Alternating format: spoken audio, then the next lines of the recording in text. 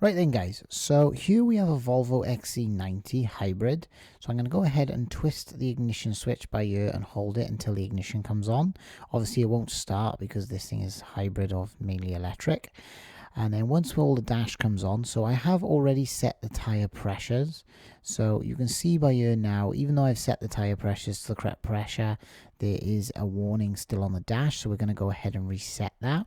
So if we go to the center console, now this is like kind of like a touchscreen pad. So we're going to scroll to the one side, we'll get all our settings. And if we scroll to the left, you'll see here car settings, car status, sorry. Now if we click that, you can see it's already pre-selected. You've got the tire pressure. It shows that one wheel that was low, so I'm going to go ahead and store pressure because I've set it all right. Click OK and it'll come up as loading, and there you go, it just says it's in progress. So we're going to go ahead and hit OK.